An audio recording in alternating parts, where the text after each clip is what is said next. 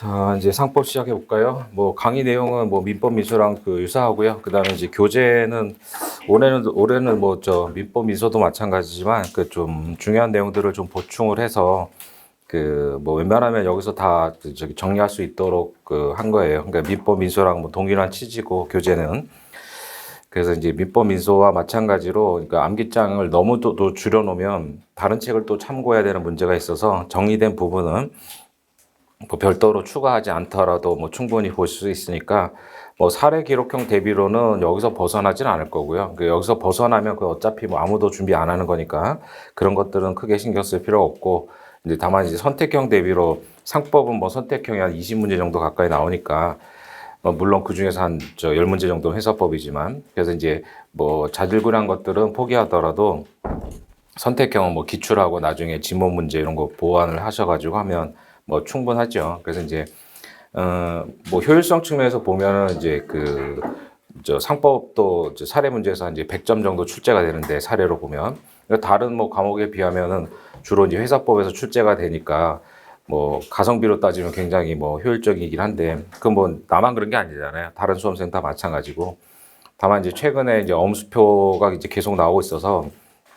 문제긴 한데 어차피 엄수표는 뭐 선택형으로 한 4문제 정도 출제가 되니까 올해 같은 경우에 뭐 배서금지 배서 같은 경우도 뭐 선택형에서도 중요하게 다루고 해서 뭐 그 정도 선에서 커버하면 되는 거고 그래서 이제 엄수표법도 이제 그 기록형 같은 데서 나올 수 있고 뭐 어맹이 표현들이 이런 거 사실 뭐 어법의 문제라기보다는 그냥 일반적인 표현 책임의 문제잖아요. 이제 그런 것들 다 정리할 수 있도록 엄수표법도 뭐 충실히 보완을 해놨으니까 그 여기 있는 거 정도 준비하시고 그럼 선택형 대비로 조금만 보완하면 뭐 되는 거고요. 그다음에 이제 보험법도 사실 뭐 안 나온다는 보장은 절대로 없으니까 이제 두 문제를 정리해놨죠. 이제 보험자 대의하고 책임보험을 정리해놨는데 뭐 그러니까 민사법에서 뭐 대의 법률 관계는 뭐 항상 중요해서 보험자 대의는 꼭 정리하셔야 되고 그다음 책임보험은 최근에 또 판례들도 많이 나오고 그래서 또 이제 그 자동차 보험과 관련된 책임보험, 뭐 책임보험 의무적으로 들게 돼 있잖아요. 그래서 민법에서 보셨던 혼동의 문제 이런 것들이 있어가지고 책임보험은 정리해 놨으니까 그 정도 선에서 해가 뭐 상법은 주관식으로는 여기 있는 정도면 충분해요. 뭐 충분한 게 아니라 이것도 다 못 보고 들어가니까. 그리고 뭐 중요한 쟁점들 올해 같은 경우에 뭐 익명조약 같은 거는 그러니까 작년에 그 이제 작년으로 기준하면은 그 첨삭반 전범위 모의고사에 냈고 올해 이제 81조 시험 나왔잖아요. 그 문제는 제가 여기다 이제 실어놨어요. 그래서 이제 진모나 이런 데 냈던 문제 중에 뭐 출제가 되고 한 것들은 이제 암기장에 집어넣어서 해놨으니까 익명조합은 뭐 대부분 뭐 불이타라고 생각하셨다는데 그건 절대로 그건 아니에요. 그래서 익명조합은 상당히 중요했고 그래서 이제 나중에 진도 나가면 아시겠지만 이제 사례 나왔으니까 올해 사례 나왔으니까 뭐 내년 사례 임용조합이 또 나오지는 않을 거고 다만 뭐 기록형 같은 데서나 뭐 그런 식으로 나올 수 있겠죠.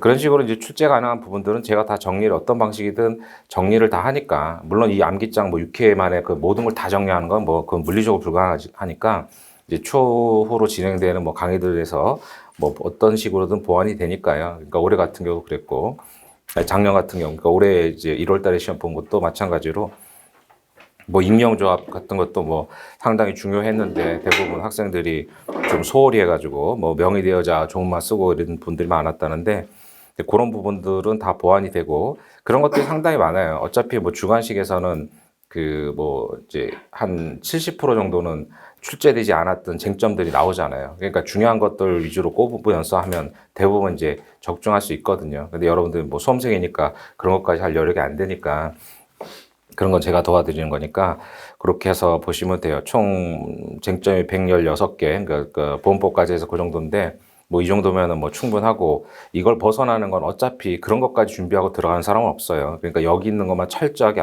정리하고 이해하시고 하면 그리고 뭐 선택형이 어차피 뭐 따로 봐야 되는 거니까 그래서 따로 이제 뭐 따로 추가를 하는 게 아니라 여기서 빠진 부분들 선택형 대비로 좀 봐야 될 것들은 추가를 하면 되는데 그거는 이제 일단 8월 모의고사 전까지는 기출 문제, 실제 변시 기출 문제만 정확하게 정리하시고 나중에 8모 끝나고 이제 지모 들어가니까 그때 뭐 지모 들으시는 분들은 제가 정리해 드리는 그 이제 객관식 지모 자료 있잖아요. 이제 그것만 보시면은 뭐 뭐 선택형도 충분하니까 그렇게 좀 준비를 하시면 돼요. 자, 그다음에 특히 이제 상법은 이제 뭐 다른 과목도 마찬가지지만 상법은 이제 조문을 좀 많이 보셔야 되는데 우리가 뭐 조문을 따로 이제 번거로우니까 잘 이제 안 찾아보게 되잖아요. 그래서 근데 이제 조문 자체를 먼저 쭉 읽고 이제 정리하는 게 맞죠. 자, 그러면 진도를 들어가 보면 저 쟁점 1번부터요. 이 페이지에 상인 자격의 판단 방법과 관련해서 이제 그 제가 그 박스에 포인트 부분에 써놨지만 그 굵은글씨 밑에 결국 이제 민법이냐 상법이냐 어떤 게 적용되느냐. 그러니까 기존의 다른 시험들은 민법 따로 상법 따로 봤기 때문에 그게 별 문제가 안 되지만 우리 변시는 사례든 기록이든 다 이제 민상법을 한꺼번에 보니까 시효나 이율, 특히 또 뭐 유치권 이런 것들도 민법 상법을 동시에 생각할 수 있는 습관을 자꾸 들여야 되는데 그럼 이제 상법이 적용되려면 상인이어야 되잖아요. 그래서 둘 다 상인인 경우도 있고 한 사람이 상인인 경우도 있는데 그럼 이제 상인 여부를 판단할 때는 그래서 상인 여부를 판단할 때는 첫 번째 뭐예요? 이제 회사인지 여부를 판단해야죠. 회사 여부. 그래서 회사면 무조건 상인이죠. 자, 그래서 이제 상사회사, 민사회사, 상사회사, 이제 민사회사. 그래서 회사인지 여부. 그래서 상사 회사든 민사 회사든 회사면 무조건 상인이죠. 상인. 회사면. 그러니까 상사 회사, 민사 회사, 회사는 다 뭐예요? 그러니까 법인이니까 설립 등기를 해야죠. 그러니까 상사 회사, 민사 회사는 뭐 가지고 구별해요? 무슨 행위를 하느냐. 그러니까 상사 회사는 상법 46조의 행위를 하게 되면 상사 회사고 상법 46조 이외의 행위를 하게 되면 민사 회사가 되죠. 그러니까 46조는 열거 규정이잖아요. 그러니까 46조 행위라면 상사, 46조 외의 행위를 회사 명의로 하면은 그건 민사 회사가 되고 그 여기는 뭐예요? 설립 등기가 되는 거죠. 설립 등기. 법인이니까 설립 등기를 해야죠. 그래서 이제 설립 등기를 해야 이제 회사 자격을 취득하는 거고 그 다음에 회사가 아닌 이제 자연인일 때는요. 그래서 자연인일 때는 이제 뭐부터 검토해야 돼요? 4조 플러스 46조를 검토를 해야죠. 그래서 4조 플러스 46조가 되면 이제 뭐가 돼요? 당연상인이 되고 당연상인. 그 다음에 4조 46조가 아닐 때 뭐로 가야 돼요? 5조로 가야죠. 5조. 그래서 5조는 의제상인 이렇게 되죠. 의제상인. 물론 이제 5조 1항이 되는 거고 민사회사는 5조 2항에 있죠. 5조 2항. 자, 그래서 조문을 일단 좀 체크를 해보시면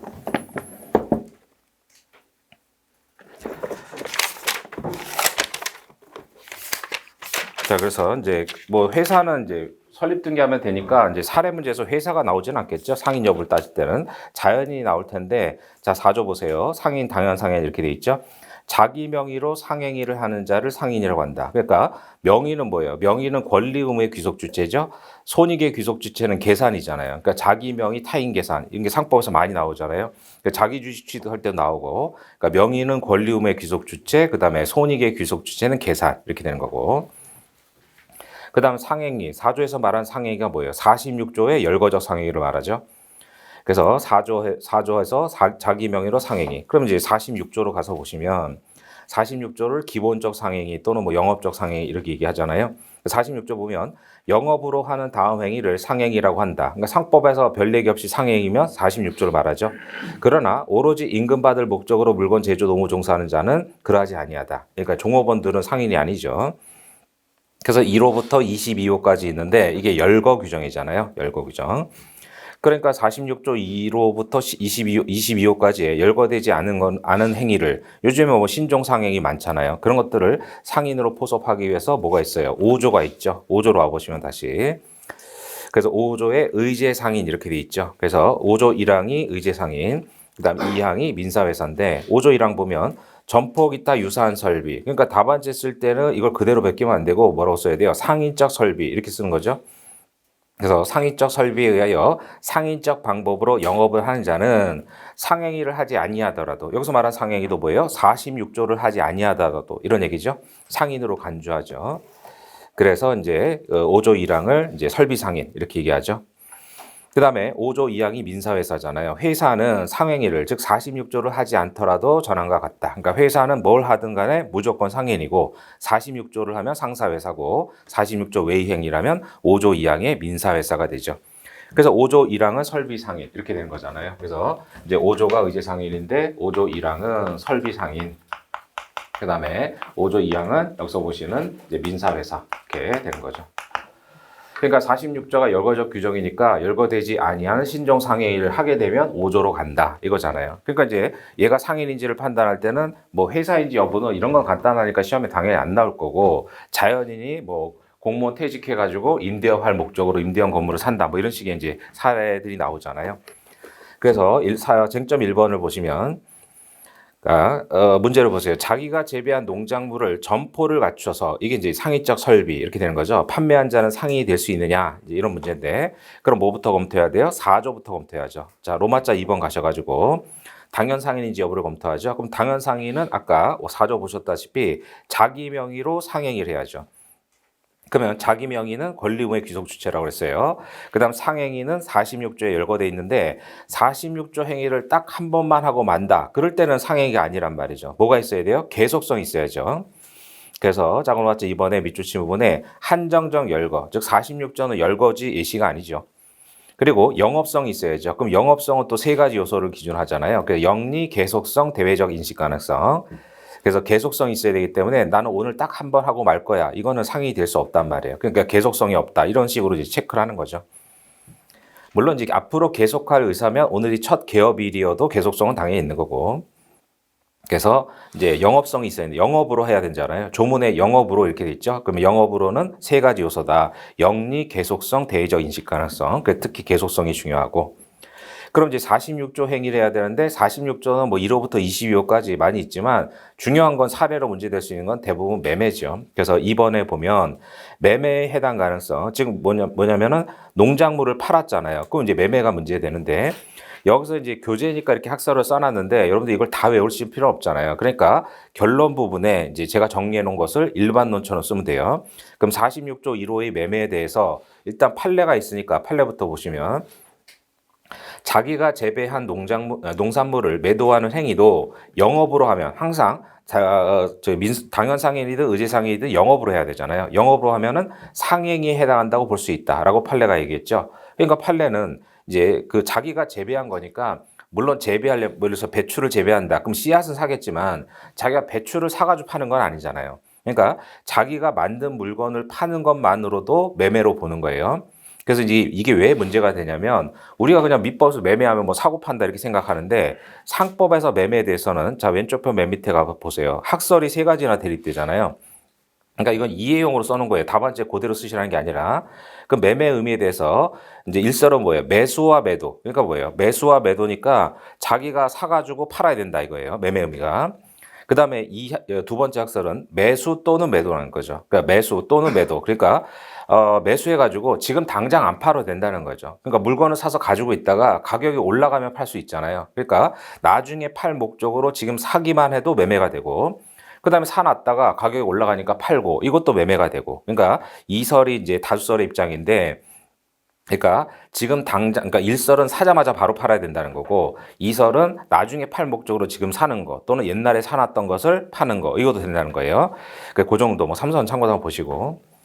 그래서 판례는 뭐예요? 판례는 자기가 재배한 농산물이니까 결국은 물론 씨앗은 사왔겠지만 배추 자체를 산 건 아니잖아요. 그러니까 자기가 재배해서 자기가 만든 물건을 파는 것만 하더라도 매매가 된다 이런 얘기죠. 그래서 판례 번호 뒤에 보면 판례 입장은 매수와 내면적 연관성이 없는 매도만으로도 이제 매매가 된다는 건데 다수라고 배치가 돼요. 그래서 결론은 다수로 갔는데, 두 번째 문단 보세요. 매수와 매도는 내면적 연관성, 이게 키워드예요. 이걸 기억하셔야 돼요. 내면적 연관성이 있으면 되기 때문에, 그러니까 이제 답안지에 만약에 이게 쟁점이 돼서 쓰실 때는 그 학설을 다 쓸 수는 없으니까 쓸 필요도 없고, 그래서 판례를 쓰시고, 판례 있는 건 판례 당에 써야죠. 그래서 판례는 자기가 재배한 농산물을 매도한 행위도 영업으로 한다면 상행에 해당된다고 하였다라는 거예요. 그러나 다수설은 내면적 연관성이 있어야 된다. 그러니까 자기가 만든 물건을 파는 거는 매수한 물건을 파는 게 아니잖아요. 그렇기 때문에 내면적 연관성이 없는 거죠. 근데 판례는 내면적 연관성이 없어도 된다는 뜻이잖아요. 근데 다수설은 내면적 연관성이 있어야 된다고 보는 거예요. 그래서 따라서 팔기 위해서 사는 거. 그러니까 지금 당장 안 팔더라도 나중에 팔 목적으로 사는 거. 그 다음에 옛날에 사놨던 것을 파는 거. 자기가 만든 게 아니라 이런 행위가 매매가 된다. 그러니까 이설이 다설이란 말이죠. 그러니까 이걸 이제 일반론처럼 쓰시면 되는 거예요. 그래서 학설 대립 다 쓸 필요 없고, 그러니까 이건 교재니까 그냥 결론만 써놓으면 여러분들이 이해하는데 그 좀 장애가 생기니까 다 정리를 해놓은 거예요. 그러니까 그렇다고 이걸 그대로 쓰시라는 게 아니라 그런 이제 학설들이 있구나를 이해하시고 답안지 쓸 때는 일단 판례 쓰고 그다음 제가 결론 부분에 뭐가 타당하다라고 써놨잖아요. 그걸 일반 법리처럼 쓰라는 거예요. 그래서 46조 1호의 매매는 매수와 매도가 내면적 연관성이 있어야 되기 때문에 팔기 위해 사는 행위, 사는 물건을 파는 행위가 매매가 해당된다는 견해가 타당하다. 이런 식으로 쓰면 되는 거예요. 그럼 소결에 가서 이 사안은 뭐예요? 물론 농작물을 재배하기 위해서 씨앗은 샀겠지만 씨앗을 사서 씨앗을 파는 게 아니잖아요. 그러니까 자기가 만든 물건을 팔기 때문에 판례에 따르면 매매가 되지만 다수설에 따르면 매매가 아닌 거예요. 46조에.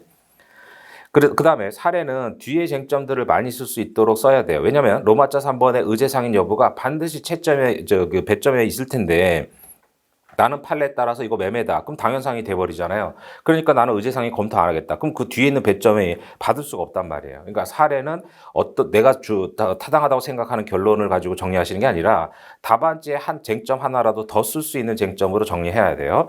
그래서 여기서 소결에 판례와 달리 다수설로 결론 내는 거예요. 그리고 또 판례 입장이 또 일반화된 입장도 아니고 이 판례가 소개가 안 된 교수님들 책도 있단 말이에요. 그러니까 이 판례가 뭐 확립된 판례 법리로서도 보기 어렵고 해서 뭐 이래저래 어차피 로마자 3번의 의제상해를 검토를 해야 돼요. 반드시. 이게 15점 배점이면 뭐 7점, 8점 이 정도 배점이 있을 테니까. 그러니까 나는 당연히 판례에 따라서 당연상해니까 의제상해 검토 안 하겠다. 그러면 이제 의제상해 배점인지 다 날아간단 말이죠. 그러니까 항상 어떤 견해 드립의 결론은 뒤에 쟁점으로 연결돼서 많이 쓸 수 있는 거로 가야 돼요. 그러니까 아예 그냥 이 쟁점이 나오면 다수설에 따라서 가고, 그러니까 뭐예요? 당연상해 아니잖아요. 다수설에 따르면. 왜냐면은 이제 팔려면 자기가 옛날에 사뒀던 물건을 팔 때만 다수설에 따를 때 46조의 매매가 되니까. 그래서 그렇게 정리하면 돼요. 그래서 소결 가서 보시면 자기가 재배한 농작물은 원시 취득한 거죠. 그러니까 뭐 씨앗을 산 거 아니냐 이렇게 생각하시면 안 되고, 뭐 배추를 산 건 아니잖아요.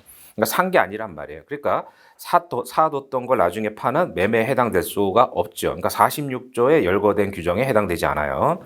그러니까 당연상인이 될 수 없다. 그럼 결론은 이렇게 1차 산업의 원시 생산업자는 아까 46조 18호가 광산업이거든요. 그래서 광산업.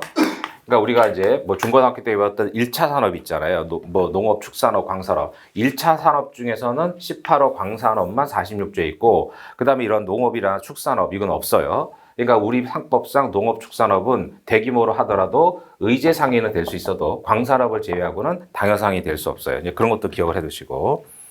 그래서 소결의 마지막 줄, 원시 생산업자는 당연상이 될 수 없어요. 우리 상법상. 그래서 이제 그 다음에 그러면 이제 당연상인 아니면 의제상인으로 가야죠. 의제상인은 5조 1항의 설비상인과 2항의 민사회사인데 여기는 뭐 등기했다는 말이 없잖아요. 그러니까 민사회사는 당연히 아니고 설비상인이 문제 되겠죠. 자, 그럼 2번에 가셔서 점포 기타 유사한 설비에 의해서 상인적 방법으로 상행위, 즉 46조 상행위 외의 행위를 영업으로, 하여간 당연상인이든 의제상인이든 영업으로 해야죠. 그러니까 선택격 지문 같은데 뭐 의제상인은 영업으로 안 해도 된다 이런 식으로 나오잖아요. 그러니까 그런 것들을 이해해야지만 맞출 수 있는 지문이죠. 그럼 설비상인이 되기 위해서는 첫 번째 46조 상행위 이외의 행위를 영업으로 해야죠. 그러니까 하여간 상인은 뭘 하든 영업으로 해야 돼요. 그래서 말씀드린 이제 1차 산업, 즉 광산업을 뺀 1차 산업이 의제상이 된다 이렇게 생각하시면 되죠. 그러니까 농업, 임업, 수산업 등등. 그 다음에 이제 신종상행위, 우리가 뭐 생각하지 못했던 상행위들 이런 것들 보시면 되죠. 그 다음에 이거를 이제 그 행상, 노점에서 팔고 이런 사람은 의제상이 될 수 없죠. 왜요? 상인적 설비를 못 갖췄잖아요. 그러니까 배추를 재배해가지고 자기가 길거리에 앉아가지고 판다. 그건 의제상인도 될 수 없죠. 왜냐하면 상인적 설비가 없으니까. 그럼 상인적 설비란 물적, 인적을 말하잖아요. 그래서 상호, 뭐 점포 이런 것들 말하죠. 인적 설비가 좀 이따 보실 뭐 상업 사용인 이런 사람들이고. 그다음 뭐 상인적 방법이야. 마지막 줄 뭐 보통 상인이 이용하는 영업 방법을 말한다 이거고. 그다음 오른쪽 메뉴에 민사회사, 이건 이제 교재니까 이렇게 정리해 놨는데 실제 시험에서는 뭐 해당되는 것만 쓰시면 되죠. 그래서 민사회사는 46조 외의 행위를 영리 목적으로 하는 회사를 말하죠. 그러니까 이제 아까 얘기했던 광산업을 제외한 1차 산업을 생각하시면 되겠고. 따라서 소결에서는 뭐예요? 결국 이제 점포를 갖춰서 판매하는 자라고 했기 때문에 점포는 뭐 상인적 설비가 되잖아요. 그러면 상인적 방법으로 가면 5조 1항의 설비 상인은 될 수 있을 것이다. 이렇게 결론을 맺어두면 되죠. 그래서 자연인이 언제 상인 자격을 취득하느냐, 이게 이제 리딩 케이스로 보시면 돼요. 그래서 특히 46조 1호의 매매에 대해서 이제 판례 쓰시고 다수설에 따라서 내면적 연관성이 있어야 되기 때문에 이제 사자마자 바로 파는 것에 한정되지는 않는다. 근데 일설은 그렇게 보는 거 아니에요. 그러니까 그런 견해들이 있다는 걸 알아둬야 답안지 안 쓰더라도 그래야지만 정확하게 이해를 할 수 있는 부분이죠. 그리고 뭐 선택형도 뭐 다 통으로 다 외울 수는 없잖아요. 그러니까 암기할 부분들을 줄여야 되니까 그런 부분들은 공부를 하셔야 돼요. 그래서 그런 한도 내에서 제가 이제 정리해 놓은 거니까 그렇게 좀 이해를 하시고 교재는. 그래서 학설 쓰지도 않을 건데 왜 써놨니 이렇게 생각하시면 안 돼요. 자, 그래서 이제 상인 자격 판단 방법은 4조 플러스 46조, 그 다음 5조로 간다 정도 보시면 되겠고, 그래서 의제 상인도 영업으로 해야 돼요. 그러니까 영업은 영리 계속성, 대외적 인식 가능성 이렇게 자꾸 기억하시고, 그러면 이제 인적 설비로 가서 이제 지배인, 부분 사용인, 의제 상업 사용인 이 세 명이 중요한데 특히 이제 지배인은 상당히 중요하죠. 그래서 이제 지배권의 내용 쟁점 2번 가서 보시면 지배인이 누구예요? 상업 사용인은 상법상 대리인이죠. 그래서 상법상 대리인. 근데 상거래는 신속하고 정형적으로 해야 되기 때문에 이미 대리지만 우리가 민법상 대리인은 본인이 대리인한테 무슨 수권을 줬는지를 우리가 조사해 봐야 되잖아요. 얘한테 매도 대리권이 부여됐는지 저당권 설정의 대리권이 부여됐는지를 조사해야 되는데 그럼 상법에서는 거래 안전 신속성을 해친단 말이죠. 그래서 상법상 거래할 때는 뭐예요? 얘가 지배인인지만 보면 되죠. 왜냐하면 지배인이면 상법 11조 1항에 재판상 재판의 모든 행위 할 수 있다고 돼 있잖아요. 그러니까 이 사람이 지배인인지만 확인하면 되는 거고 나머지는 본인이 지배인한테 무슨 권한을 줬는지는 조사할 필요가 없죠. 상법에서 재판상 재판의 모든 행위 할 수 있다고 돼 있으니까. 물론 이제 재판상 행위는 당연히 소송행위죠. 그래서 뭐예요? 변호사가 아님에도 불구하고 지배인은 소송행위 할 수 있죠. 그 다음에 2번. 다만 내부적으로 제한할 수 있잖아요. 이건 뭐 시험에 나왔고 앞으로도 계속 나올 거고. 그러니까 민법이나 상법에서 보면 항상 나오는 게 뭐예요? 대리인이나 대표자의 대리권을 제한하는 이런 얘기잖아요. 그러면 A가 이제 상인이 되는 거고 이제 갑을 뽑죠. 그럼 이제 갑이 지배인일 수 있고. 그러니까 민법에서는 본인 대리인 이렇게 얘기하잖아요. 근데 상법에서는 상인 지배인 이렇게 얘기하죠. 물론 이 상인이 뭐 주식회사일 수도 있고. 그래서 이제 개인이, 그러니까 두 가지 사례 나오잖아요. 개인이 지배인을 뽑거나 아니면 회사가 지배인을 뽑거나 이렇게 나오죠. 그러면 이제 지배인은 상업사용인, 그러니까 뭐야? 상법상 대리인이란 말이죠. 대리인. 그러니까 본인이 뽑잖아요. 본인이 뽑기 때문에 당연히 임의 대리죠. 임의 대리. 근데 임의 대리인데 대리권의 범위는 포괄정형적으로 상법에 정해져 있죠. 그러니까 이제 주식회사로 가면 뭐 대표회사도 다 똑같은 법리잖아요. 그럼 갑이 A를 대리해서 거래 상대방 B와 거래를 하죠. 상대방. 그럼 항상 사례 문제는 이제 딱 상법 사례 문제는 100%다 이거예요. 그러니까 거래 상대방이 본인한테 뭐예요? 계약상 이행을 청구하죠. 그래서 이 틀에서 계속 문제 나오는 거죠. 계약상 이행 청구. 그러니까 모든 지금까지 기출 문제도 그렇고 다 정리해보면 딱 이 문제예요. 그러니까 결국은 상인, 본인이 상인 또는 회사법으로 하면 주식회사겠죠. 그럼 이제 상인이나 주식회사의 지배인이나 대표이사 이렇게 나오잖아요. 그래서 그런 사람들이 대표 대리를 해서 거래 상대방과 거래를 했을 때 상대방은 계약상 본인에게 이행 청구를 하겠죠. 뭐 물건을 샀다고 물건 달라고 하는 식으로. 그러면 상인 측에서는 다 뭐 주장해요? 무효 사유를 주장한단 말이죠. 계약의 무효. 그래서 무효 사유로서 뭐 여러 가지 있잖아요. 무권 대리. 예를 들어서 얘는 무권 대리다. 또는 무권 대표다. 뭐 대표이사일 때 이런 것도 하잖아요. 그래서 무권 대리, 무권 대표. 그러면 이제 B 측에서 뭐 입증해야 돼요? 유권이나 표현을 입증해야죠. 그래서 유권 대표나 표현, 표현 대표, 표현 대리. 뭐 지배인이면 표현 지배인, 명칭 가지고 따지는 거잖아요. 그러니까 갑이 지배인이 아닌데 B한테 가서 야 내가 A의 지배인이다. 그럼 이제 표현 지배인이 문제 되는 거고, 갑이 내가 A의 대리인이다. 그럼 이제 민법상의 표현 대리가 문제 되는 거고, 내가 뭐 A의 대표이사다. 그럼 이제 표현 대표이사 등이 문제가 되죠. 그래서 표현 책임은 이제 민법으로 가면은 민법은 세 가지잖아요. 125조, 126조, 129조. 그 다음에 상법에서는 상법 14조 좀 이따 보실 표현 지배인. 그 다음에 상법 395조 표현 대표이사. 그럼 이거 뭐 가지고 구별해요? 갑이 뭐라고 했느냐에 따라 달라지는 거죠. 그래서 갑이 나는 민법상 A의 대리이다. 그럼 민법상의 표현 책임으로 가는 거고, 나는 뭐 A의 지점장이다. 그러면 이제 상법 14조로 가는 거고, 그 다음 대표이사다. 그럼 395조. 그러니까 갑이 뭐라고 했었느냐의 명칭에 따라서 표현 책임이 문제가 되고, 그 다음에 그래서 유권이나 표현이 입증이 돼야 계약상 이행 청구를 할 수 있죠. 표현 대표도 뭐 표현 책임도 계약의 유효를 주장하는 상대방이 입증한다. 민법 공개, 뭐 상법도 그거잖아요. 그렇게 되면 A 입장에서 또 주장할 수 있는 게 뭐예요? 전단적 대표행위잖아요. 그래서 전단적 대표행위 또는 뭐 대리라면 대리행위 이렇게 돼 있죠. 그러니까 민법에서는 이걸 별도로 전단적이라고 표현하지 않고 그냥 무권 대리에다 포함시켜서 하잖아요. 근데 이 상법에서는 별도로 전단적 대표나 대리를 별도로 뽑아서 가죠. 그러니까 이것도 광의의 무권이잖아요, 무권. 그러니까 전단적은 뒤에 정리하겠지만 절차 위반한 거죠, 내부적으로. 그래서 뭐 이사의 결의를 거쳐라, 주청 결의 거쳐라 했는데 이런 절차 위반이잖아요, 절차 위반. 그래서 뭐 총회 승인을 받아야 된다, 뭐 등등. 그러니까 이것도 민법, 이제 광의의 무권 대리, 무권 대표의 일종이죠. 근데 상법에서는 별도로 이사회나 주청 결의를 거치는 것들이 많기 때문에 별도로 전단적 대표라고 뽑아서 하는 거고, 이것도 다 무권 대표잖아요.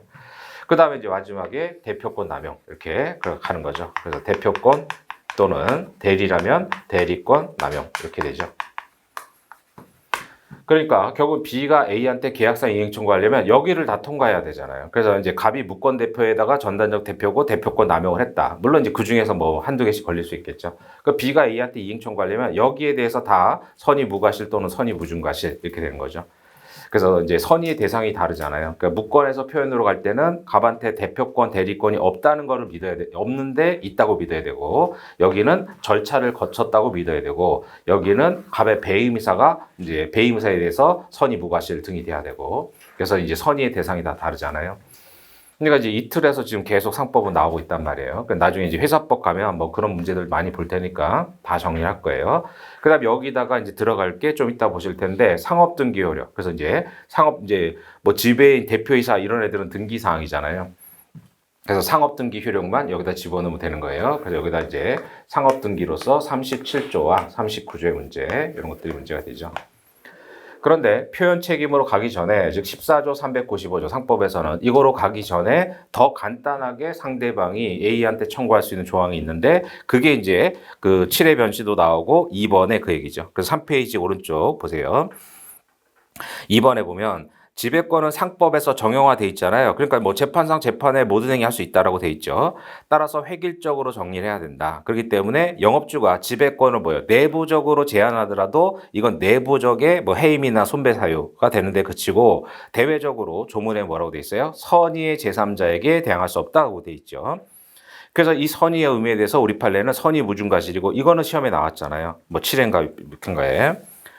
그래서 두 번째 밑줄 친 부분에 보시면 지배인이 영업주가 정한 대리권에 관한 내부적 제한 규정에 위반해서 행위했을 때 제3자가 알고 있었을 땐 당연하고 중과시 있는 경우에도 영업주는 상대방에 대항할 수 있고 그다음 뭐예요? 제3자의 선의가 추정이 되기 때문에 악의 중과실 입증 책임은 계약의 책임을 면하려는 영업주가. 그러니까 11조 3항은 뒤에 사례로 정리해놨으니까 11조 3항, 15조 2항, 그 다음에 209조 2항. 최근에 또 209조 2항 판례가 21년도에 전합재판결로 드디어 나왔잖아요. 그 좀 이따 보실 텐데 A가 갑에게 얘가 진짜 지배인 자체는 맞단 말이에요. 진짜 지배인인데 뭐예요? 지배권을 내부적으로 제한하죠. 그래서 내부적으로 제한하죠. 그러니까 전혀 지배인이 아닌데 이제 얘가 지배인처럼 행위할 때는 11조 3항이 적용되는 게 아니죠. 그러니까 11조 3항은 얘가 진짜 지배인은 맞단 말이에요. 그 지배인으로 뽑아놓고 내부적으로 지배권, 즉 대리권을 제한하잖아요. 그럼 제한하는 방법이 두 가지 형태가 있겠죠. 그러니까 어떠한 절차를 거쳐라. 그러니까 너 어떤 행위 하려면은 뭐 승인을 받아라. 그래서 승인 받아라. 이렇게 절차를 요구하는 제한이 있을 거고. 그 다음에 아예 금지시키는 게 있겠죠. 너 대출하지 마라. 또는 뭐 5억 이상 대출하지 마라. 어음하지 마라. 그래서 어떤 행위를 금지시키는 두 가지 형태가 있을 거예요. 근데 그걸 넘어갔다. 그렇게 되면 아까 얘기한 대로 이런 것들이 뭐 전단적 지배 대표 행위, 그 다음에 이제 대표권의 무권 대표 행위가 되는데 이때는 얘가 진짜 지배인인데 내부적 제한을 넘어가면 표현 대표, 전단적 대표로 갈 필요 없이 그냥 뭐로 가요? 11조 3항으로 간단 말이죠. 11조 3항. 그래서 11조 3항의 선의의 제3자인데 선의에 대해서 판례가 뭐예요? 선의 무중과실이라고 했죠. 그럼 상법에서 선의의 의미에 대해서는 통설은 다 100% 어디나 선의 무중과실이에요. 그러니까 판례 있는 것만 외우면 돼요. 판례 있는 것만. 그래서 선의의 제3자와 관련해서는 이제 통설은 어디나 상법에서 선의는 이제 양자 조화를 위해 가지고 선의 무중과실이라고 해석을 해요. 그러니까 뭐 학설은 보실 필요도 없고 뭐 통설이 다 선의 무중과실이니까. 그래서 판례 있는 것들만 따로 체크를 해서 외워두면 되는데 여기서 이제 처음 판례 나왔죠. 그래서 11조 사망의 선의 의미에 대해서 우리 판례는 선의 무중과실로 보고 그래서 그거 바로 시험에 나왔잖아요. 그러니까 이제 앞으로 시험에 나올 거면은 그 뒤에 조문 써놨는데 209조 2항이 준용하는 이제 389조 3항, 즉 주식회사의 대표이사도 마찬가지잖아요. 대표이사로 뽑아놓고 너 뭐 하려면은 주총 결의 받아라, 이사 승인 받아라 또는 뭐 하지 마라라고 했다. 그럼 209조 2항으로 가는데 209조 2항도 11조 3항과 똑같은 취지인데 209조 2항의 판례가 없었단 말이죠. 그러다가 21년도 전합체 판결이 나왔잖아요. 그러면 똑같은 법리를 그거로 물어볼 수 있단 말이에요. 그래서 21조 3항 나왔으니까. 그래서 제3자 선의는 추정되니까 이제 뭐예요? 계약의 책임으로부터 벗어나려는 A가 내가 갑한테 지배권 내부적 제한 걸어놨는데 그거에 대해서 네가 알았거나 중과실로 몰랐다. 그러니까 계약은 무효다. 이렇게 주장할 수 있다는 거죠. 그 얘기고.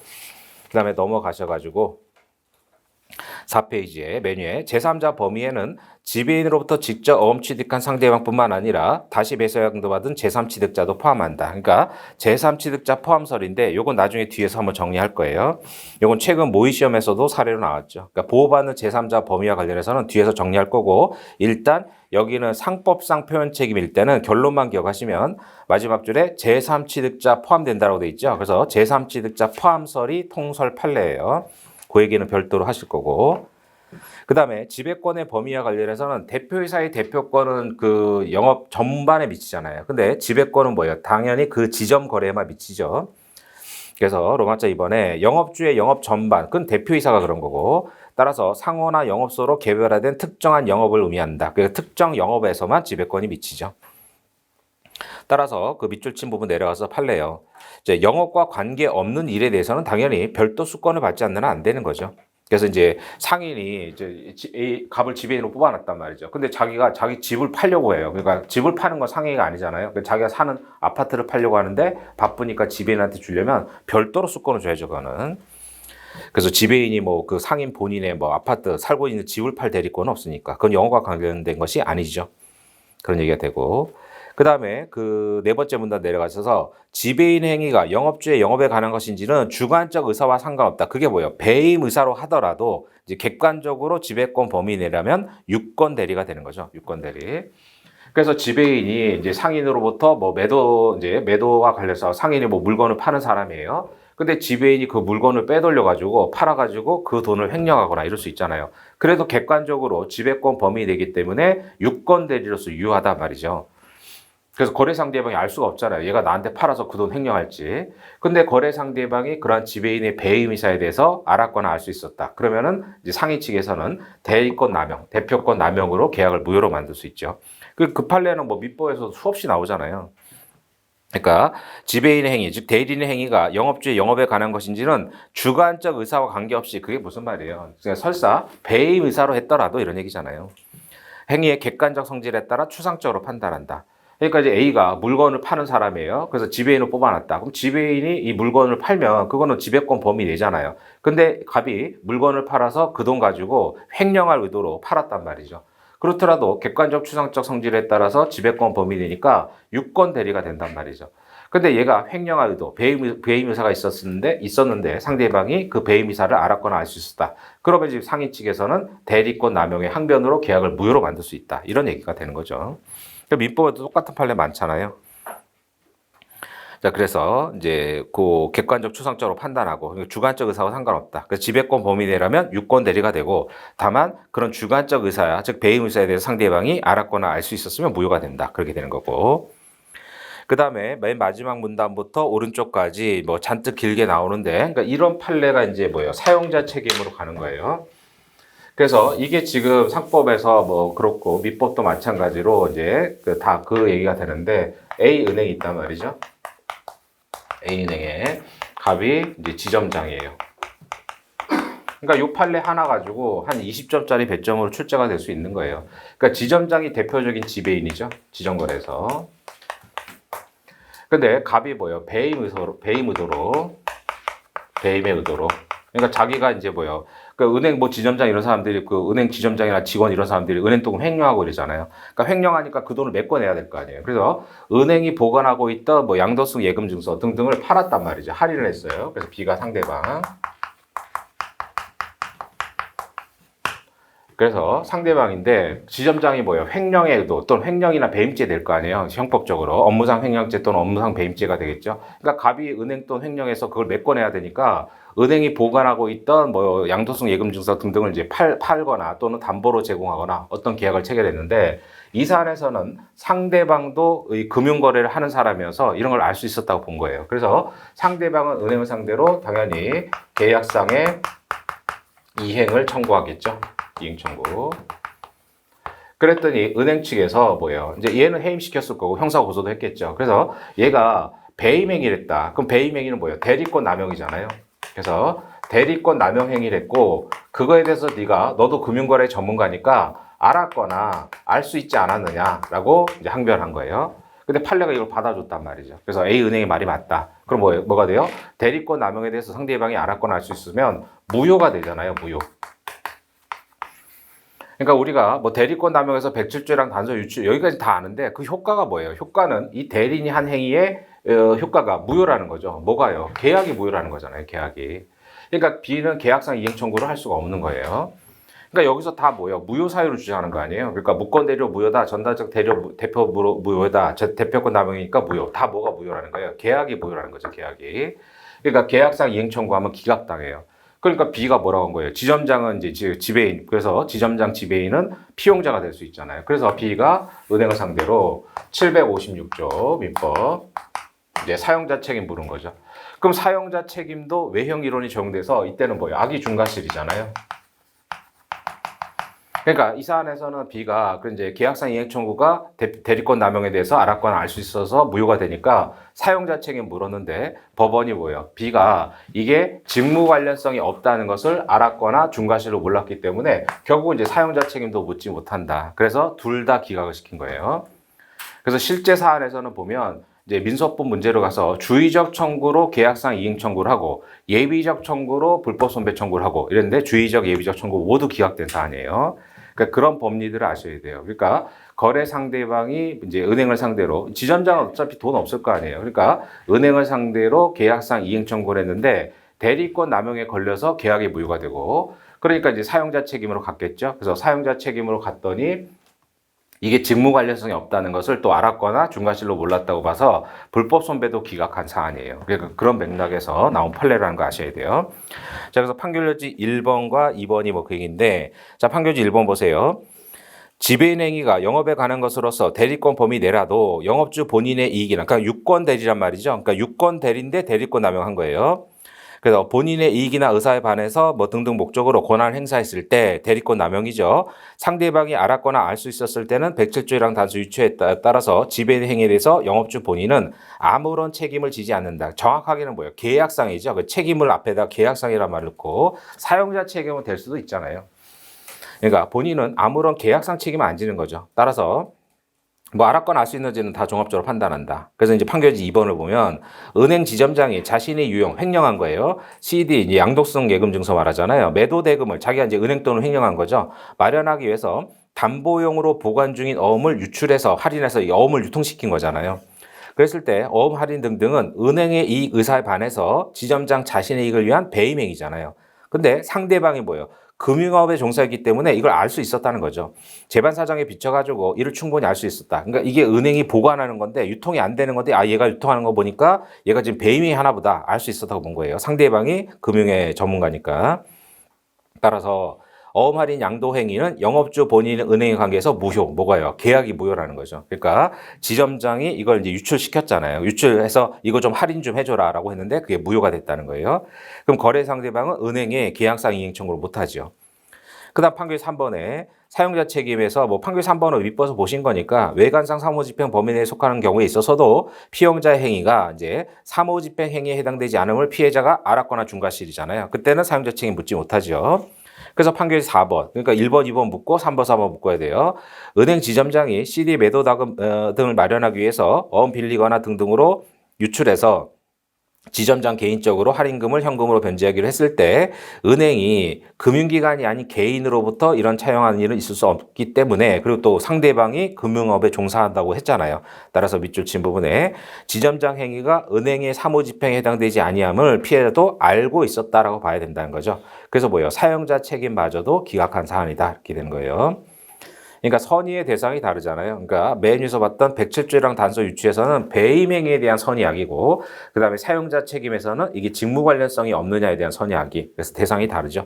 앞에서 알았다고 해서 뒤에도 무조건 알았다고 보면 안 되는 거고, 그런 부분들은 나중에 회사법에서 많이 정리할 거고요. 그러니까 이런 판례들을 보고 이게 어떻게 흘러갔는지, 그러니까 일단 거래 상대방은 은행을 상대로 이제 계약상 청구를 했는데 대리권 남용에 대해서 알았다고 봐서 기각이 된 거고, 사용자 책임으로 갔는데 거기도 기각이 됐고, 이렇게 된 거죠.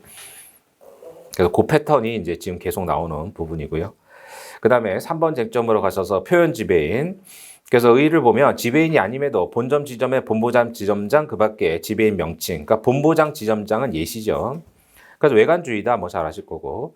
그럼 요건은 외관주의는 다 외관의 존재부여실내잖아요. 그러니까 외관의 존재부여실내 각각의 하부 목차들을 외워놔야죠. 그런 것들이 전부 다 그냥 사례에서 하나씩 쟁점이잖아요. 그러니까 이제 교과서 읽듯이 그냥 쭉 읽고 넘어가면은 주관식은 못 쓰잖아요. 그러니까 외워야 돼요. 그러니까 외관의 존재부여실내야 뭐 당연히 외우실 거고. 그러니까 존재 안에 하부 목차가 각각의 여기서는 이제 가번, 나번 이런 것들이 다 하나씩 쟁점이 되죠. 그러면 외관의 존재와 관련해서는 이제 본점 또는 지점이잖아요. 그러면 거기에 이제 학설 대리 판례가 있잖아요. 자, 그래서 문제점을 보면 영업소로서의 실질을 갖춰야 되느냐? 결론은 그렇다는 거죠. 결국은 나머지 요건은 완벽한데 여기 앉아 있는 애만 지배인이 아닐 때 이걸 보호해 주겠다는 거죠. 그래서 본점 지점으로서의 실질을 다 갖춰야 된다 이거잖아요. 그래서 판례 가서 보시면 단순히 본지점의 지휘감독 아래 기계적으로 보조적 사무만을 처리하는 영업소는 상법상 영업소가 아니기 때문에 거기에 앉아있는 사람을 표현 지배인이라고 믿었더라도 보호 안 해주겠다 이런 얘기죠. 따라서 밑줄 친 부분에 표지로서 적용하려면 영업소인 본점 지점의 실체를 가지고 독립적으로 영업활동할 수 있어야 된다. 그 다음 그 아래 판결에서도 밑줄 친 부분에 그러면 실체를 구비했다고 하려면 본점 지점의 지휘 감독 아래 기계적으로 보조적 사무 이건 아니라고 그랬죠. 그러니까 사례 문제 그런 문장들이 나올 거 아니에요. 그래서 뭐 A가 근무하는 무슨 지점은 뭐 본점 지점의 그 지휘 아래 뭐 기계적으로 제한된 업무만 하고 있다. 그럼 이 판례 쓰면서 영업소의 실질이 없기 때문에 표현 지배는 안 된다. 이런 식으로 이제 사례 포섭을 하는 거죠. 그래서 실질설이 판례잖아요. 그 얘기고. 그러니까 판례 입장은 뭐예요? 나머지 조건은 완벽한데 앉아있는 사람만 지배인이 아닐 때 그걸 지배인으로 믿은 사람을 보여주는 거지 영업소에 실질도 없는데 거기 앉아있는 사람을 지배인으로 믿은 사람의 이런 2단의 오인까지 보호해줄 수는 없다. 이런 얘기잖아요. 판례 입장은. 그래서 뭐 판례가 타당하다 이렇게 검토를 하시면 되겠고, 그 다음에 나번에 이제 그 지배인으로 인정될 만한 명칭이기 때문에 상위 직급이 있으면 안 되잖아요. 그래서 두 번째 문단에 지점장, 지배인, 지사장, 영업소장 이런 것들이 이제 예시잖아요. 그런 것들을 체크해 주시면 되고, 따라서 지점장, 대리, 지점 차장 이런 사람들은 아니죠. 그래서 판례도 가서 보시면 지점 차장은 그 위에 누가 있잖아요. 그러니까 이제 상위직의 사용인의 존재를 추측할 수 있기 때문에 표현 지배인이 될 수 없다. 그러니까 이 사람이 제가 여기 지점 차장입니다라고 했는데 그걸 믿었다고 해가지고 표지로서 보호를 받을 수 있느냐? 안 된다는 거고. 그 다음에 그 아래 판례도 일반적으로 증권회사의 지점장 대리, 그러니까 마찬가지로 여기도 지점장이 아니잖아요. 그래서 대리니까 그 상위직이 있다는 거예요.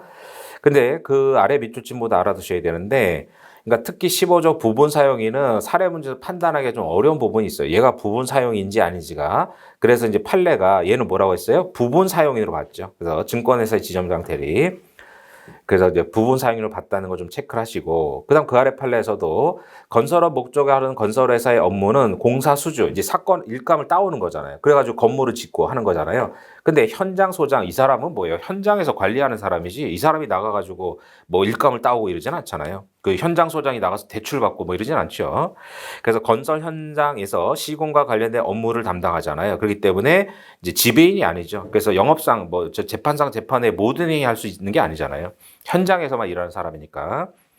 따라서 뭐로 봤어요? 부분 사용인으로 본 거죠. 그러니까 지배인은 아니고 15조의 특정한 종류 사항에 관해서 부분 사용인. 그러니까 판례가 증권회사의 지점장 대리, 그 다음에 건설회사의 현장 소장을 부분 사용인으로 봤다. 그거 자체를 알아두시고 이제 넘어가셔서 그러니까 이제 재판상 재판의 모든 행위를 하는 게 아니잖아요. 그러니까 지점장 대리하고 건설회사 현장 소장은 지배인 자체가 아니니까 얘를 지배인으로 믿었다고 하더라도 표현 지배인은 적용될 수 없고 이제 부분 사용인만 적용된다 이런 얘기죠.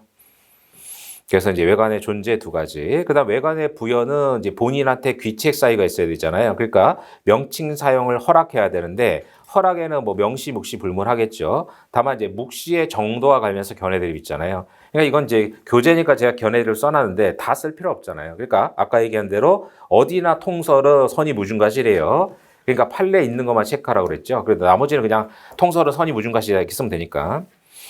그래서 학설은 쓸 필요 없고 밑줄 친 부분에 그러니까 선의 무중가실은 일종의 절충설인데 절충설은 다 양자의 조화잖아요. 그러니까 거래 안전과 영업주 보호를 조화. 그래서 거래 안전, 상대방 보호와 영업주 보호를 조화시킬 필요가 있다. 그 다음에 상거래에서 중가실은 악의와 동일시할 수 있다. 그런 논거를 통해서 선의의 개념은 선의 무중가실. 그 다음에 묵시적 허락도 뭐예요? 이제 이제 악의 중가실 이렇게 되는 거죠. 그래서 방치할 때 이제 악의중가실 방치 이렇게 보시면 되겠고, 그러니까 뭐 선의의 또는 뭐 묵시적 허락의 정도에 대해서는 통설은 다 선의 무중가실, 반대로 얘기하면 악의중가실이니까 판례에 있는 것만 보시면 되고, 그 다음에 외관의 신뢰는 항상 신뢰의 대상과 정도예요. 그래서 신뢰의 대상과 정도. 그러니까 뭘 믿어야 되느냐? 얘가 지배인이라고 믿어야죠. 그래서 가번에 보시면. 그러니까 이제 외관의 존재 부여 신뢰에서 신뢰는 항상 쟁점이 두 개예요. 뭘 믿느냐? 믿음의 정도는 뭐냐? 그럼 거기 판례 있는 것만 외우면 되죠. 통설이야 뭐 다 선의 무중가시니까. 자, 그래서 신뢰 대상을 보시면 얘가 지배인이라고 믿어야죠. 내 앞에 앉아있는 사람이 지점장이구나 이걸 믿어야죠. 따라서 밑줄 친 부분에 지배인은 아닌 줄 알았는데 이 행위에 대해서 본인이 얘한테 대리권을 줬구나라고 믿으면 그건 민법상 표현대로 가는 거죠. 그래서 그건 민법상 표현책이 되는 거고. 그 다음에 선의의 의미도 여기서 학설 써놨지만 말씀드린 대로 통설은 다 양자 조화 측면에서 선의 무중가실 이렇게 되는 거예요. 그러니까 논거 두 개죠. 거래 안전과 영업주 보호, 즉 거래 상대방과 영업주 보호의 조화 필요성. 그 다음에 상거래에서 중가실은 악의와 같다. 그런 논거 뭐 외우기 편한 거 하나 써가지고 다 통설은 뭐 선의 무중가실이니까 판례 있는 것만 체크하시면 되겠고. 자, 효과로 가셔서 표현 지배인이 되면 뭐예요? 거래 상대방은 본인한테 계약상 이행을 청구할 수 있는 거죠. 그래서 두 번째 줄 영업주는 표지가 한 대리 행위의 상대방에게 계약상 이행 책임을 부담하죠, 당연히. 그다음 판례 보시면 지배인 행위가 영업주 영업에 관한 것인지는 뭐예요? 주관적 의사와 관계없이. 그러니까 배의 의사, 대리권 남용의 의사라도 객관적으로 대리권 범인이라면 유권 대리가 되는 거죠. 그래서 객추로 판단한다. 그 얘기가 되는 거고. 따라서 마지막 줄 뭐예요? 이는 표현 지배인도 마찬가지다. 그러니까 뭐예요? 이 지배인이 이제 얘가 지배인이 아닌데 원래 지배인이 할 수 있는 행위를 했단 말이죠. 그러면 그때도 마찬가지로 일단 표현 지배인으로 와서 계약상 이행을 본인한테 청구하는 거고, 그다음 본인은 대리권 남용에 대해서 네가 알았거나 알 수 있지 않았느냐라고 해서 무효항변을 하는 거고 이렇게 되는 거죠. 그건 뭐 민법상 대리도 마찬가지잖아요. 그래서 그 부분이 이제 유권 대리, 그 다음에 대리권 남용 또는 표현 대리, 대리권 남용인데 그건 나중에 회사법 파트에서 주식회사로 정리를 할 거예요. 그래서 이제 상업사용인에서는 이제 지배인이 제일 중요하고 11조 사망 부분은 뭐 사례로 나왔고, 그럼 이제 4번 사례를 통해 가지고 이제 그 상업사용인의 문제를 전반적으로 정리해 볼 건데, 그러니까 항상 출발점은 얘기한 대로 상대방이 상인에게 계약상 이행 청구를 하는 것부터 출발하죠. 자, 문제를 보세요. 그래서 이제 A 주식회사가 있는데 이제 갑이 행위를 했단 말이죠. 근데 상대방은 B예요. 자, 문제를 보면 A 회사는 이제 뭐 등등 하는 회사고 갑은 A 회사 이제 갑의 신분을 잘 봐야죠. 항상 행위자가 나오면 얘가 누구인지를 판단해야 이제 그게 출발점이에요. 관악지사의 영업팀 팀장이면 이제 모르는데 팀장이면 이제 부분 사용이 될 수 있는데 영업팀이니까. 근데 과장이잖아요. 팀장이 아니라. 과장으로 근무하는 사원으로서 뭐래요? 유행을 파악하고 수요를 확인해서 팀장, 상위직이 있죠. 팀장인 을에게 보고하는 업무만 한다. 사실행위만 하잖아요. 그냥 직원에 불과하죠. 그래서 A 회사를 대리해서 계약 체결할 권한은 없어요. 대리권이 없고 그냥 종업원에 불과하죠. 그래서 여기가 공통된 사실관계. 그래서 추가를 보면 갑은 담당 임원이나 대표이사 결제도 없이 B에게 A 회사가 제작한 뭐 등등을 1억 원에 매도하는 계약을 체결했잖아요. 그러니까 매도인이 누구예요? 갑이잖아요. A잖아요. A. 이제 갑이 행위만 했을 뿐이고. 그래서 B가 매수인이죠. 그러니까 이렇게 해가지고 B 매수인은 이제 그 물건을 청구할 거 아니에요. 그래서 대금은 다 줬다. B는 이제 대금을 보냈겠죠. 근데 뭐 목적물을 인도하지 않으니까 자, 갑이 A 회사의 상업 사용인에 해당되는 것을 근거로 B가 A 회사에 인도 청구. 그러니까 이게 다 뭐예요? 매매니까 계약상의 이행을 청구하는 거잖아요. 그러면 계약상 이행 청구를 하려면 이제 B가 계약의 유효를 주장하는 거죠. 그러니까 뭘 주장해야 돼요? 이제 갑이 유권이다 또는 표현이다. 이제 이걸 입증해야 될 거 아니에요. 그래서 유권이다 표현이다. 이게 출발점이죠. 그러니까 계약의 그래서 표현 대리에서 보신 대로 유권 아니 표현 대리 이제 표현 대표이사는 계약의 유효를 주장하는 상대방이 입증 책임지는 거죠. 상대방이. 그래서 설문에서는 일단 뭐예요? 유권 대리를 근거로 인도 청구가 가능하냐. 문제 4번은 그거잖아요. 그래서 쟁점 4번에서 유권 대리를 기초로 해가지고 이행 청구할 수 있느냐. 그럼 상법상 유권 대리가 3명이잖아요. 그러니까 상업 사용인이 3명이잖아요. 그걸 검토하는 거죠. 그래서 오른쪽 로마자 2번에 뭐 상업 사용인의 뭐 개념은 됐고, 그 다음에 로마자 3번에 가셔서 그러면 뭐예요? 지배인, 부본 사용인, 물건 판매 접보 사용인인지 이 3명을 검토해야 되잖아요. 상법상 상업 사용인 3명이죠. 자, 그럼 로마자 3번에 지배인의 뭐 개념은 뭐 11조 1항에 있죠. 영업주에 가름해서 재판상 재판에 돼 있고, 그다음 두 번째 밑줄친 부분에 물건 판매 점포 사용인은 뭐예요? 그 편의점 직원들 생각하면 되잖아요. 그러니까 우리가 편의점 가면 거기 유니폼 입고 그 카운터에 있는 사람한테 돈 주잖아요. 그러면 살 수 있죠.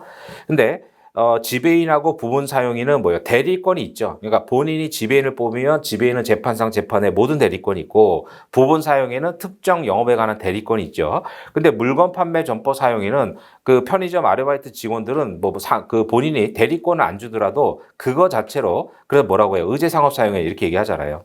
그래서 그 두 번째 밑줄친 부분에 물건 판매 점포의 사용인이란 영업주의 수권과 상관없죠. 그러니까 객관식으로도 그렇게 중요하지 않지만 가끔 물어볼 수 있잖아요. 그래서 물건 판매 점포의 사용인은 우리가 생각하는 편의점 종업원들은 수권, 즉 대리권이 없어도 되죠. 그래서 수권과 관계없이 상법에 따라서 모든 권한이 있는 것으로 의제되는 상업 사용인. 그래서 의제 상업 사용인이라고 하잖아요. 그러면 이제 그 편의점 주인이 아르바이트 학생을 뽑아가지고 그 사람한테 대리권을 안 주더라도 유니폼 입고 그 카운터에 앉아 있으면 그 사람한테 우리가 돈을 주면 물건 살 수 있죠. 그래서 수권을 안 하더라도 이제 모든 권한인 것으로 간주가 된다. 그래서 물건 판매 점포 사용인은 의제 상업 사용인 이렇게 얘기하죠. 근데 설문에서는 대리권 수요 없다고 그랬잖아요. 그리고 또 의제 상업 사용인은 점포 내에서 이루어지는 거죠. 점포 내에서. 근데 이 사람 밖에 나가서 뭐 유행을 파악하고 어쩌고 그랬잖아요. 그러니까 지배인도 아니고 물건 판매 점포 사용인도 아니죠. 그럼 이번에 부분 사용인이 아니잖아요. 영업팀 과장이고 팀장이 따로 있잖아요. 그러니까 이번에 보면 부분 사용인이라 영업주로부터 특정한 종류나 특정한 사항에 위임받아서 자, 부분 사용인은 뭐예요? 재판상 행위는 안 되죠. 15조. 물론 부분 사용인도 뭐는 있어야 돼요? 대리권이 있어야죠. 그러니까 지배인하고 부분 사용인은 별도 수권으로서 대리권이 있어야 되고, 물론 지배인으로 뽑으면 이제 얘한테는 이제 포괄적 대리권이 있고, 부분 사용인도 마찬가지죠. 얘네들은 대리권이 있어야 돼요. 근데 의제 상업 사용인은 대리권 없어도 되고 고용계약만 있어도 되죠. 편의점 종업원 생각하시면 되고. 그래서 이번에 마지막 문단에 여기는 뭐예요? 팀장이 따로 있잖아요. 그리고 이 사람은 유행 파악하고 수요만 확인할 뿐이지 뭐 거래하고 이런 대리권이 없잖아요. 그러니까 지배인도 안 되고 보훈 사용인도 안 되고 물건 판매 점포 사용인도 아닌다. 그러니까 뭐예요? 상업 사용인이 아니기 때문에 유권 대리를 이유로 하는 계약상 청구는 안 된단 말이죠. 유권 대리 이유로는. 그래서 민법, 민소법, 암기장도 마찬가지지만 여러분들 그렇게 이제 순서대로 이제 쟁점 정의를 하실 수 있도록 쟁점을 쪼개놓은 거예요. 그렇게 자꾸 연습을 하셔야 돼요. 그래서 일단 유권 대리를 기준하려면 내가 누구랑 계약 체결했어요? 갑하고 계약 체결했잖아요. B 입장에서. 그럼 얘가 대리권이 있어야 계약상 이행 청구, 유권 대리로 갈 수 있죠. 근데 지배인 아니고 부분 사용인 아니고 사용인, 의제 상업 사용인도 아니잖아요. 그러니까 유권 대리를 이유로 하는 계약상 이행 청구는 할 수가 없죠. 그 다음에 넘어가셔가지고 그럼 5번 쟁점에 그럼 얘가 부분 사용인이 아니잖아요. 근데 표현 부분 사용인으로 갈 수 있느냐? 왜냐하면 표현 지배인은 14조의 규정이 있잖아요. 근데 표현 부분 사용인은 규정이 없죠. 그래서 그럼 이제 14조를 유추할 거냐? 이제 아니면 민법으로 갈 거냐? 우리 판례는 뭐라는 거예요? 민법으로 가라 이런 얘기죠. 그러면 이제 B는 뭐가 돼요? 표현 부분 사용인으로 14조 유추로 갈 수는 없고 민법으로 가야죠. 청구를 하려면.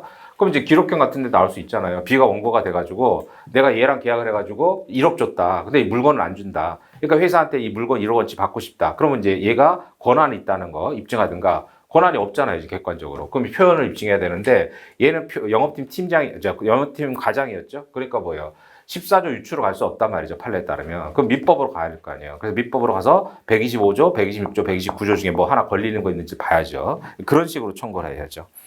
그래서 쟁점 5번에 14조 유추 안 된다는 거잖아요. 그러면 박스에서 그 포인트 부분을 보시면 문제 박스에서 민상법이 혼합형으로 우리가 출제되잖아요. 그러면 표현 책임이 민법상 3가지, 상법상 14조, 395조 이 중에 어느 것이냐? 자, 뭐 가지고 판단해요? 갑이 뭐라고 했느냐에 따라 판단한다 했죠. 아까 얘기한 대로. 그래서 갑이 내가 A 회사의 지배인이요. 그럼 표현 지배인. 그다음 내가 A 회사의 대표이사요. 그럼 표현 대표이사. 내가 A 회사로부터 대리권 수여받았다. 그럼 민법상 표현 대리. 이건 뭐라고 명칭을 썼는지에 따라서 판단하는 거죠. 자, 그래서 쟁점의 정리 밑줄 친 부분에 부분 사용인이 아닌 자가 내가 부분 사용인이다라고 했을 때 결국 거래 상대방 보호는 민법으로 간다 이거잖아요.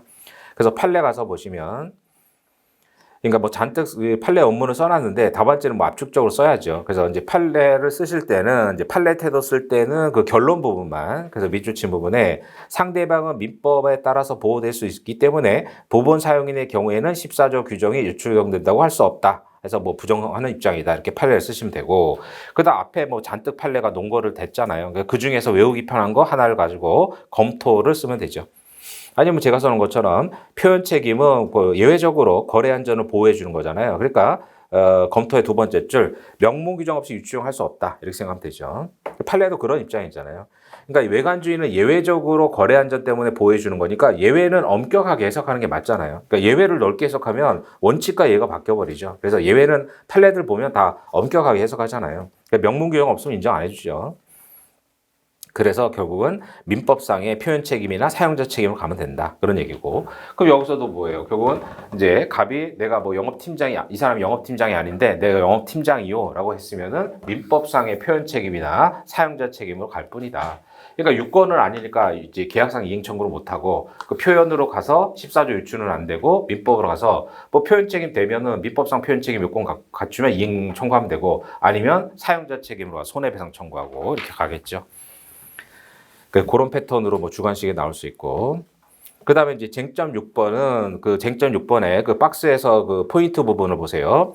자, 대리권 또는 대표권의 내부적 제한인데 말씀드린 대로 얘는 진짜 대리인 대표자는 맞아요. 그래서 진짜 대리인 대표자가 맞을 때 이걸 쓰는 거죠. 그러니까 전혀 대표자가 아닐 때는 그냥 표현으로 바로 넘어가는 거고 얘가 진짜 대리인이나 대표권자는 맞는데 본인이 뭐예요? 내부적으로 너 뭐 하지 마라 또는 하려면 이사회결을 거쳐라. 그러니까 내부적 제한 방식이 두 가지라고 그랬어요. 절차적 제한을 걸거나 아니면 아예 하지 마라. 뭐 5억 이상 대출하지 마라. 어음거래하지 마라. 뭐 등등. 그 두 가지 형태라고 그랬죠. 이때는 이제 표현 책임으로 갈 필요가 없어요. 표현 책임으로 가면 외관의 존재 부여 신뢰를 다 검토해야 되는데 11조 3항으로 하면 간단하잖아요. 상대방은 뭐예요? 나는 몰랐다 이러면 되는 거죠. 나는 니네가 내부적으로 제한 거론하는지 몰랐다. 그럼 선의가 추정되니까 계약의 무효를 주장하는 본인 측에서 악의 중과실 입증해야 되잖아요. 그렇게 가는 거예요. 그러니까 중요한 거는 이제 대표권의 대리권의 내부적 제한은 진짜 대리인이나 대표자 자체는 맞는데 내부적으로 제한을 걸어놨을 때 이걸 쓰는 거예요. 전혀 대리인 대표자가 아닐 때 이거 쓰면 큰일 나죠. 그래서 내용을 보시면 내부적 제한을 위반한 효력. 그러니까 이것도 뭐예요? 무권 대리, 무권 대표잖아요. 그래서 네 번째 줄에 박스에서 11조 3항 이건 이제 출제가 됐던 거고 그다음 똑같은 게 15조 2항에서 11조 3항을 준용하잖아요. 그다음 더 중요한 거는 389조 3항이 준용하는 209조 2항. 그러니까 한 명회사 조문을 주식회사에 준용하는 게 389조 3항이잖아요. 그래서 이제 기존에 계속 11조 3항이 나왔으니까 똑같은 법리를 물으려면 15조 2항은 좀 중량감이 떨어지니까 주식회사로 가서 209조 2항을 준용하는 문제가 나올 수도 있다. 근데 여기는 아직까지 판례가 없으니까 만약에 나오면 11조 3항에 악의중과실 판례를 써야 된다라고 했는데 21년도에 판례가 드디어 나왔잖아요. 전합체 판결로 209조 2항도 뭐예요? 똑같이 악의중과실로 똑같이 나왔죠. 판례가. 그러니까 출제 가능성이 굉장히 높아요. 그게. 그 다음에 이제 같이 곁다리로 알아두셔야 될 게 그 마지막 조문 646조의 그러니까 보험 대리상 보험법이 마지막으로 개정된 게 2014년도인데 2014년도에 보험 대리상 규정이 신설이 됐어요. 그러니까 이 보험 대리상 문제가 나오면 보험법이 나왔다가 아니라 출제자들은 뭐예요? 이 법리가 같은 의미인지를 아는지 이걸 물어본 거예요. 그 나온 김에 646조의 2를 보세요. 그러니까 보험 대리상이 대리점 얘기하는 거잖아요. 그래서 646조의 2. 그러니까 똑같은 법리를 이렇게 다른 형태로 물어보잖아요. 그러면 이제 보험법은 전혀 손 안 댔으니까 이제 뭐 저 생각지도 않았던 보험법이 나왔다라든가 또는 뭐 이제는 보험법도 공부해야 되나 보다. 그게 아니라 이런 맥락에서 나온 거예요. 그러니까 646조의 2를 보시면 보험 대리상 등의 권한, 보험 대리상은 대리점 얘기하는 거죠. 다음 각호의 권한이 있다. 그 뭐 등등 있고 2항에 1항에도 불구하고 보험회사는 보험자가 보험회사죠. 보험 대리상의 1항의 각호 권한 중 일부를 제한할 수 있다. 이게 뭐예요? 내부적으로 너는 이거 하지 마라 이거잖아요. 다만 보험회사는 그러한 권한 제한을 이유로 선의의 보험계약자에게 대항하지 못한다. 똑같잖아요. 그러면 이 선의의 의미도 뭐라고 해석하겠어요? 아직까지 대법원 판례는 없지만 이 선의의 의미를 만약에 나오면 이제 209조 2항 똑같은 얘기잖아요. 209조 2항 11조 3항과 같은 맥락이므로 선의 무중과실로 해석해야 된다. 이렇게 쓰는 거죠. 그러니까 그런 대리상도 대리인이잖아요. 그러니까 그런 대리인의 대리권을 내부적으로 제한했을 때 선의의 제3자에게 대항하지 못하는데 그게 11조 3항, 15조 2항, 209조 있는데 11조 3항과 209조 2항은 선의 무중과실로 해석한 판례가 있잖아요. 그럼 이것도 뭐 특별한 사정이 없는 한 선의 무중과실로 해석할 여지가 있죠. 그렇게 정리해 두셔야 돼요. 그러면 이런 것들을 내면 보험법 문제를 내신 게 아니라 이 맥락 하에서 대리권 제한에 대한 법리를 알고 있느냐 이게 출제 의도거든요. 그래서 그런 식으로 나올 수 있으니까 이건 보험법의 문제가 아니라 그냥 대리권의 내부적 제한, 민사법에서 제일 많이 나오는 게 이거잖아요. 그래서 민법에서도 뭐 대리권 제한해가지고 무권 대리, 대리권 남용 뭐 항상 나오는 게 그 법리죠. 그래서 같이 646조도 좀 알아두시고 뭐 선택형으로 나올 수 있죠. 그런 거. 그래서 그런 의미로 보시고 그러니까 그래서 이제 쟁점 6번은 15조 2항으로 낸 거예요. 그래서 그 문제 한번 볼까요? 쟁점 6번에. B가 영업팀장 을과 제작하 뭐 등등을 매수하는 계약을 체결했는데 영업계약 관리 기준 이런 것들이 뭐예요? 내부적 기준이잖아요. 그래서 내부적으로 그러니까 주식회사로 가면 뭐 정관에서 또 이렇게 사원총회 아니 주총회 결의로 이렇게 나오잖아요. 그래서 내부 기준에 따르면 영업팀장도 3천만 원 이상 거래 시에는 결제를 받아야 된다. 이게 뭐예요? 절차 위반이잖아요. 그러니까 안 했을 때. 그러니까 이렇게 절차적으로 제한하는 거죠. 그러니까 3천만 원 이상 거래를 하지 말라는 금지가 되는데 금지가 아니라 하려면은 결제를 받아라. 이렇게 돼 있잖아요. 그러니까 내부적 제한이 두 가지 형태라고 그랬어요. 아예 하지 마라. 또는 이상한처럼 누구 결제 승인 받아라. 이런 식으로. 근데 승인 없이 했을 거 아니에요. 그렇기 때문에 이때는 뭐예요? 대표권, 아니 대리권의 내부적 제한을 위반했는데 영업팀장이니까 부분 사용인이잖아요. 그러면 15조 2항으로 가는 거죠.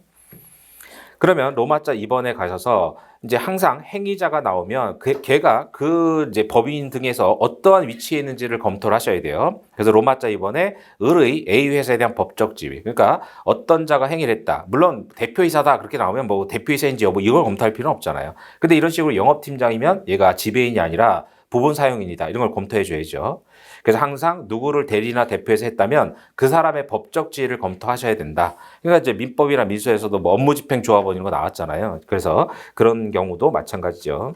그러니까 여기는 영업팀장이니까는 부분 사용인이다 검토하시고 그 다음 넘어가셔가지고 그 다음 2번에 영업계약 관리 기준이 뭐예요? 이게 대리권의 내부적 제한이잖아요. 그러니까 못한다가 아니라 이제 결제를 받아라. 이건 대표권 대리권의 내부적 제한이죠. 그러면 이제 로마자 3번에 내부적 제한을 위반했단 말이죠. 그러면 이제 표현 책임으로 갈 수 있는데 더 간단한 뭐예요? 15조 2항이 있잖아요. 그래서 로마자 3번에 이제 11조 3항을 준용하는 15조 2항이죠. 그러면 이제 선의와 관련해서는 15조 2항에는 판례가 없으니까 11조 3항에 판례를 갖다 써야 될 거 아니에요. 그래서 이번에 선의 정도의 판례는 앞에서 보셨고 그러니까 앞에 있는 것들은 뭐 또 볼 필요는 없죠. 그래서 검토는 뭐 이제 선의 무중과실, 그러니까 여기는 아까 얘기한 대로 선의의 개념에 선의 무중과실 판례가 있잖아요. 그래서 검토 논거는 뭐 똑같죠. 양자의 조화 뭐 이런 거 쓰면 되겠고 또는 뭐 상거래소 중과실은 악의와 같다 쪼고. 따라서 이제 로마자 4번에 결론 가서 보시면 결국 이제 3천만 원 초과하는 거래 행위 1억 원의 매매를 했잖아요. 그러면 결제를 받아야 되는데 안 했죠. 그러니까 대리권 내부적 제한을 위반한 무권 대리가 되기 때문에 마지막 세 줄에 본인인 A 회사는 상대방이 대리권 사실을 알았거나 중과실로 즉 악의 또는 중과실이라는 것을 입증하면은 계약의 무효를 주장할 수 있죠. 그래서 입증하면은 계약의 무효. 그럼 이제 거래 상대방 뭐로 가겠어요? 사용자 책임으로 가겠죠. 사용자 책임으로. 예, 그것까지 생각할 수 있어야 돼요. 그래서 거래 상대방은 이제 15조 2항에 따라서 계약상 이행 청구를 하고 그 다음에 그게 알았거나 중과실이어서 만약에 계약이 무효가 되면 사용자 책임으로 가야죠. 그때는 피용자니까. 그런 형태의 문제가 뭐 계속 나오고 있고, 이제 물론 중요도는 이제 회사법에 가서 주식회사의 뭐 법리로 많이 나올 수 있을 텐데, 뭐 상총의 문제로 가서 간단하게 상업사용인의 문제로 나올 수도 있으니까 뭐 똑같이 쓰면 되죠. 그래서 똑같은 조문이고, 주식회사로 가면 38구조 사망이 준용하는 209조의 문제가 되니까. 자, 그래서 이제 상인 자격의 취득 방법을, 취득 시기를 보셨고, 그 다음에 이제 인적 설비인 상업 사용인 3명을 다 정리한 거예요. 이 정도면은 뭐 중간, 객관식도 뭐 이 정도 법리에서 다 해결할 수 있고, 그 다음 이제 물적 설비로 가서 상호의 문제인데, 10분만 쉬었다가요. 45분부터 하겠습니다.